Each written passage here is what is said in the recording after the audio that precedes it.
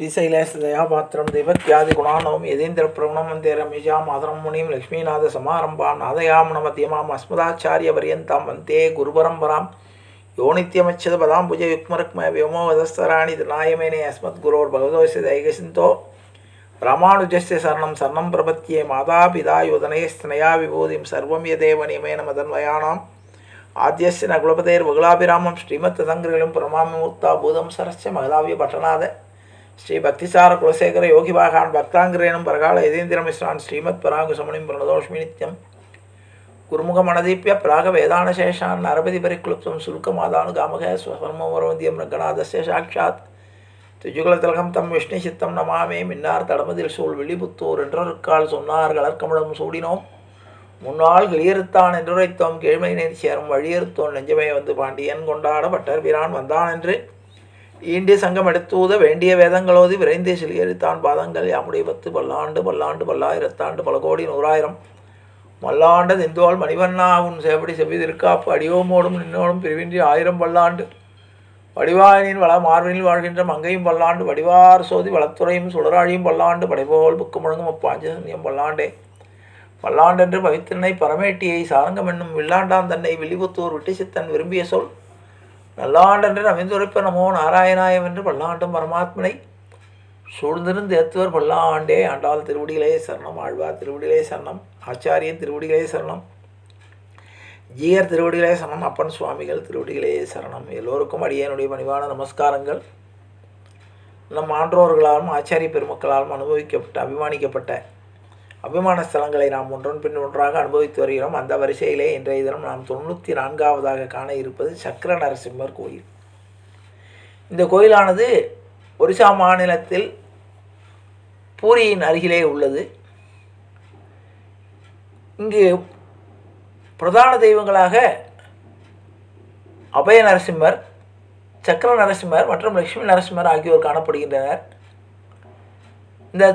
இந்த ஆலயமானது கிரானைட்டால்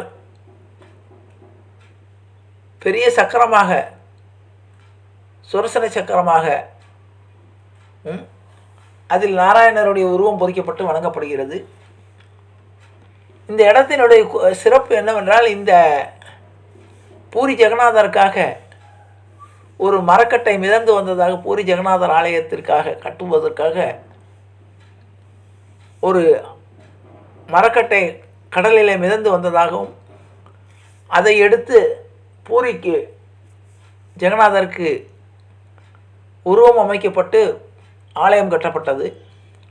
அந்த பூரி ஜெகநாதனுடைய மரக்கட்டை ஆனது மிதந்து வந்து கரை சேர்ந்த இடம் இந்த இடத்திலே தான் கரை சேர்ந்ததாகவும், அதை நினைவாக அதை இந்திரஸ்மன் என்ற மகாராஜா எடுத்து சென்று அங்கு பூரி ஜெகநாதருடைய ஆலயத்தை கட்டியதாகவும், அங்கு இந்த மரக்கட்டையிலிருந்து பூரி ஜெகநாதருடைய உருவம் செதுக்கப்பட்டு அது வழிபட்டதாக சென்ற பூரி ஜெகநாதருடைய வரலாற்றில் பார்த்தோம்.